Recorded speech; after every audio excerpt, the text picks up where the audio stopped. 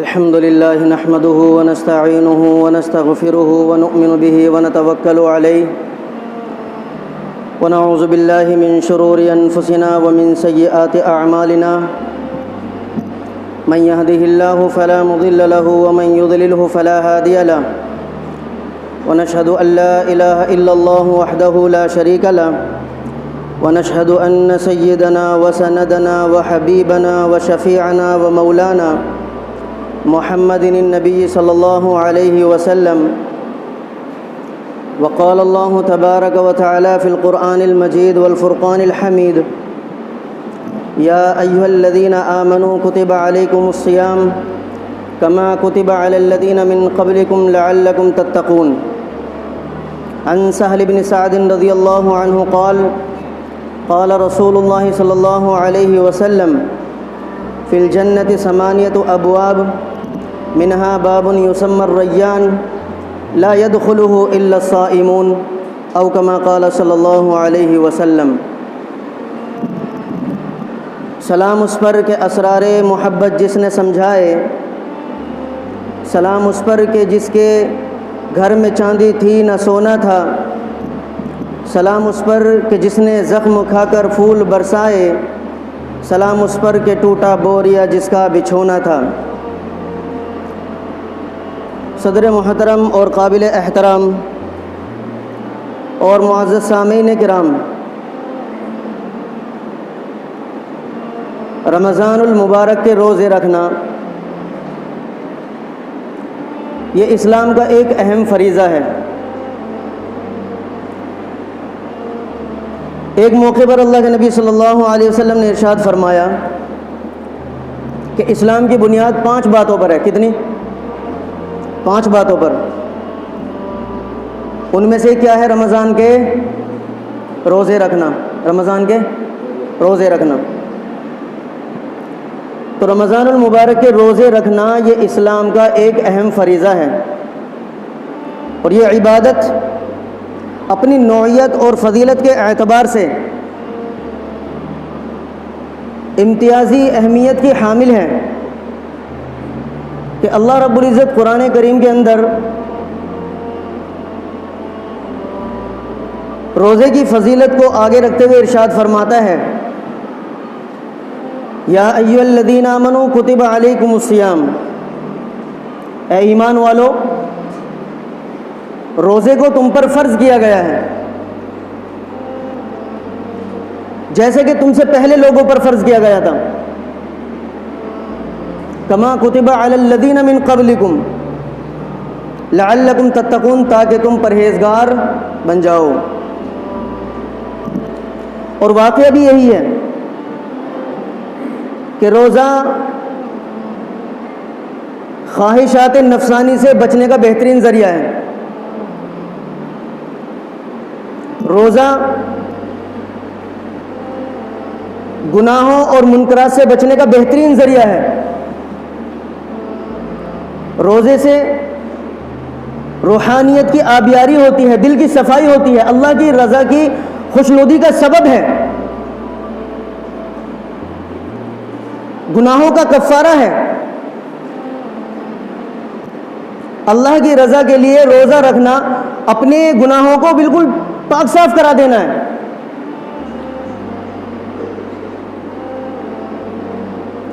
جیسا کہ حدیث میں اللہ کے نبی صلی اللہ علیہ وسلم نے فرمایا، حضرت سہل بن سعد رضی اللہ تعالیٰ عنہ سے مروی ہے کہ جنت کے 8 دروازے ہیں. کتنے؟ 8 دروازے ہیں.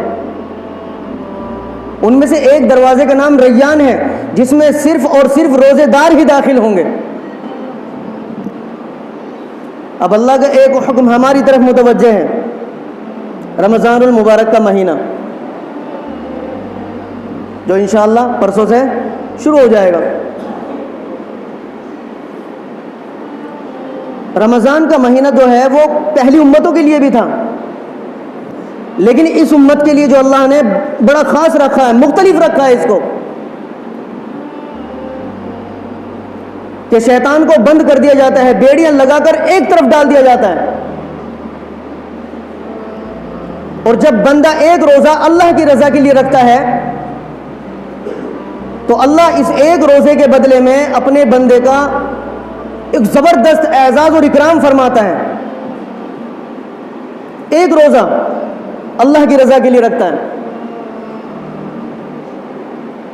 فرمایا کہ من کان نفسہ فی شہر رمضان، جو ایک روزہ رکھے اپنے نفس کی حفاظت کے ساتھ، لم یعمل فیہ قطیعۃ، کوئی بڑا گناہ نہیں کرتا،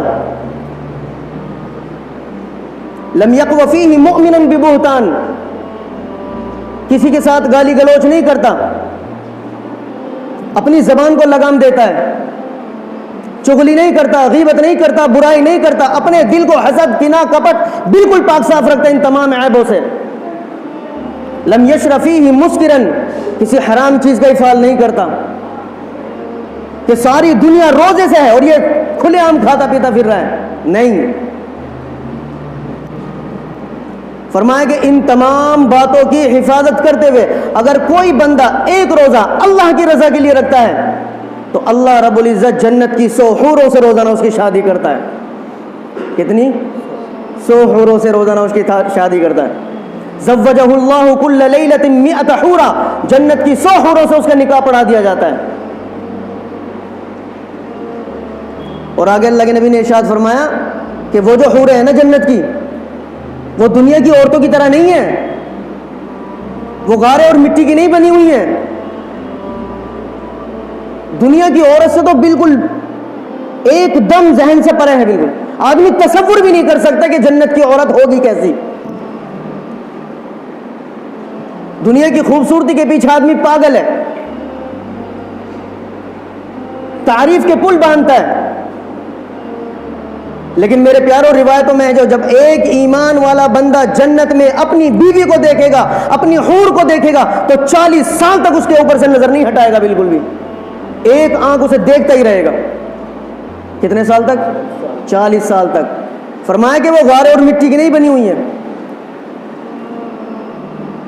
پھر کیسی بنی ہوئی ہیں؟ تو فرمایا من اقابر رجلیہا الی رکبتیہا من الزعفران، کہ پیروں سے لے کر گھٹنے تک کاہیں کی بنی ہوئی ہیں؟ زعفران کی بنی ہوئی ہیں. من رکبتیہا الی ثدیہا من المسک، اور گھٹنوں سے لے کر چھاتی تک مشک کی بنی ہوئی ہیں. من ثدیہا الی عنقہا من الکافور، اور چھاتی سے لے کر گردن تک کافور کی بنی ہوئی ہیں. من عنقہا الی رأسہا من العنبر، اور گردن سے لے کر سر تک عنبر کی بنی ہوئی ہیں. اور یہ تو صرف نا ایک لفظ استعمال کیے گئے ہیں کہ بھئی عنبر ہے، مشک ہے، زعفران ہے، کافور ہے، یہ صرف دنیا کے لفظ استعمال کیے گئے ہیں. حقیقت تو کچھ اور ہی ہے کہ اللہ نہ جانے کیسی صورت عطا فرمائے گا ایمان والے بندے کو. اور آگے روایتوں میں ہے کہ ان کے بال جو ہوں گے نا، ان کے بال سر سے لے کر ایڑی تک ہوں گے. کہاں تک؟ سر سے لے کر ایڑی تک. کہ زلفوں میں بھائی اور تیری زلفیں کیا کہنے، سبحان اللہ. یہ جنت کی عورت کا حال ہے جو ایک ایمان والے بندے کو اللہ عطا فرمائے گا. ایک روزے کا بدلہ ہے. تم رب کی رضا کے لیے روزے رکھو، اللہ جنت میں تمہارا اکرام فرمائے گا. تو فرمایا کہ بال سر سے لے کر ایڑی تک ہوں گے. اور آگے فرمایا کہ جنت کی عورت کے اوپر 70 قسم کے جوڑے ہوں گے. کتنے؟ 70 قسم کے جوڑے. اور 70 قسم کے جوڑوں میں بھی ان کا جسم چاندی کی طرح چمکتا ہوا نظر آئے گا. ان کی خوبصورتی کا یہ عالم ہوگا. اور روایتوں میں ہے کہ خوبصورتی کا، حسن و جمال کا یہ عالم ہے کہ اگر اپنی انگلی کا ایک پورا ایسے آسمان دنیا کی طرف نکال کر سورج کو دکھا دے تو سورج کی روشنی اس کی انگلی کے پورے کے آگے پھیکی پڑ جائے گی. جس طرح تارے سورج کے آگے بالکل ختم ہو جاتے ہیں، نظر ہی نہیں آتے، ایسے سورج کی روشنی پھیکی پڑ جائے گی. تو فرمایا کہ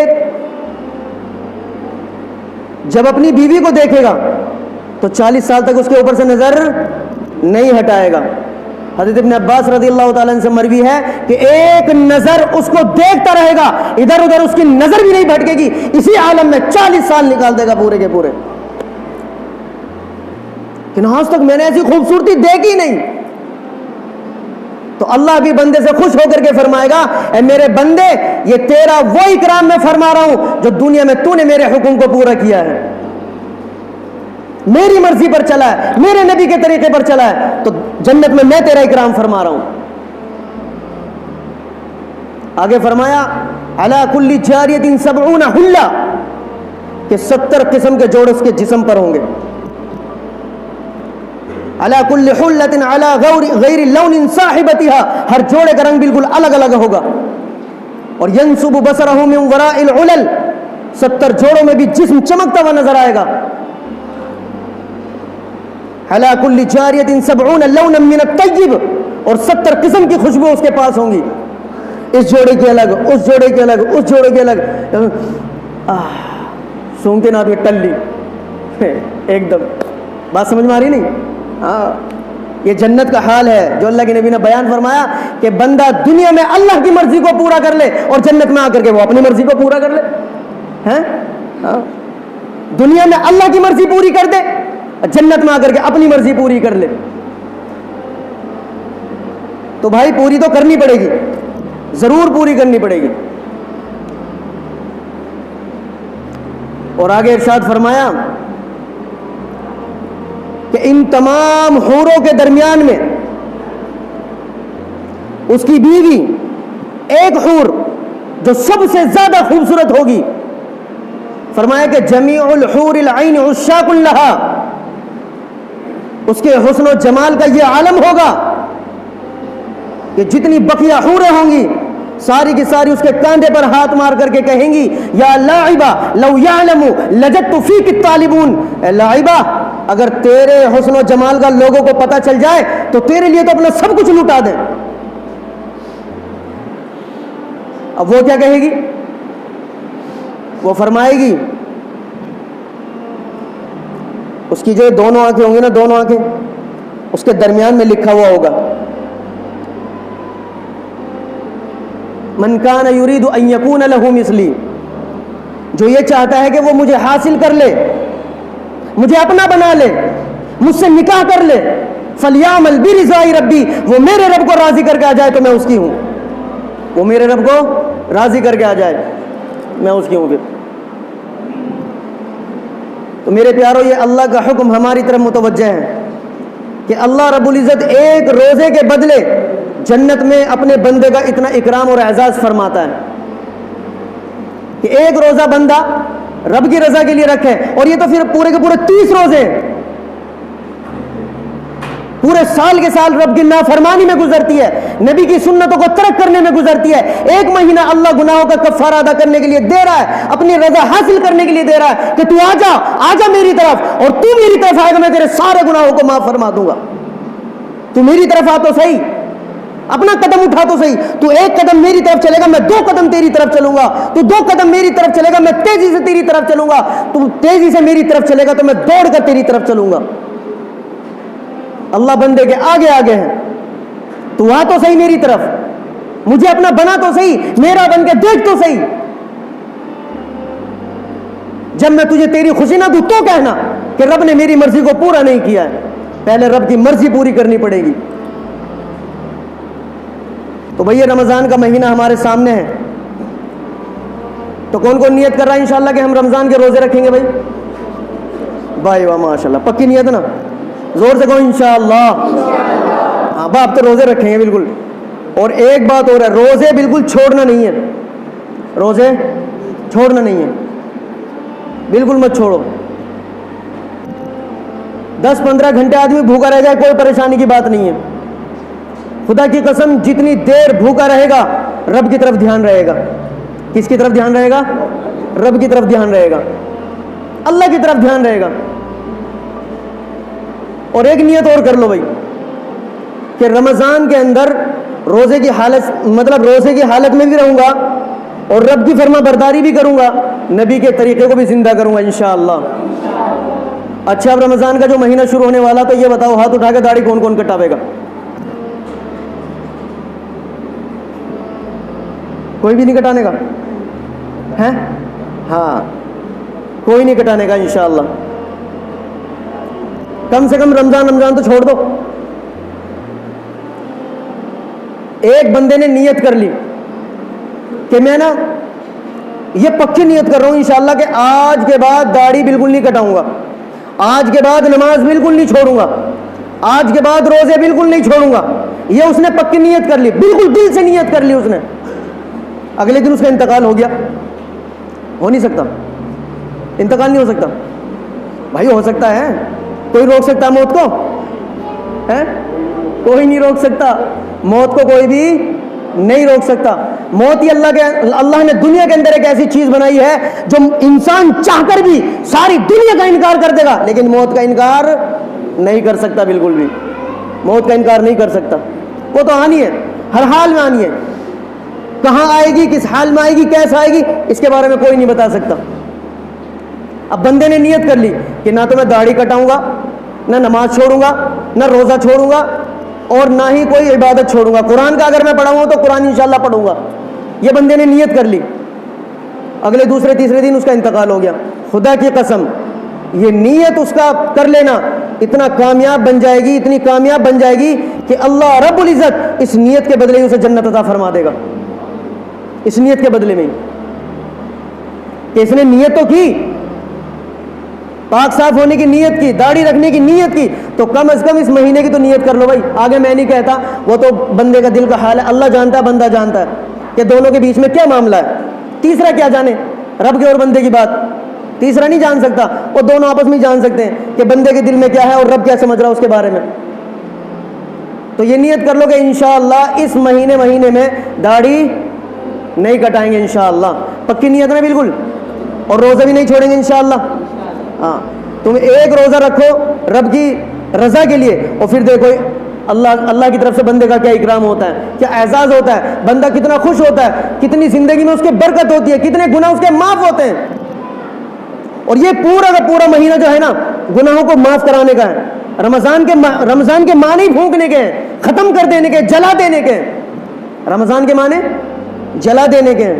یہ گناہوں کو ایسے جلا دیتا ہے جیسے سوکھی لکڑیوں کو آگ جلا دیتی ہے. اس طرح بالکل گناہوں کو ختم کر دیتا ہے جڑ سے. اور گناہوں کو ایسے ختم کر دیتا ہے یہ رمضان جیسے اس طرح بالکل بالوں کو جڑ سے ہی صاف کر دیتا ہے. تو نیت پکی ہوگی نا انشاءاللہ کہ بھائی روزے چھوڑیں گے نہیں بالکل بھی انشاءاللہ. پکی نیت ہے انشاءاللہ. آواز ہی نہیں آ رہی. انشاءاللہ پکی نیت ہے بالکل. اللہ رب العزت ہم سب کو کہنے سننے زیادہ عمل کی توفیق عطا فرمائے, اور پورے مکمل رمضان کے مہینے کے روزے رکھنے کی توفیق عطا فرمائے. وآخر دعوانا الحمدللہ رب العالمین.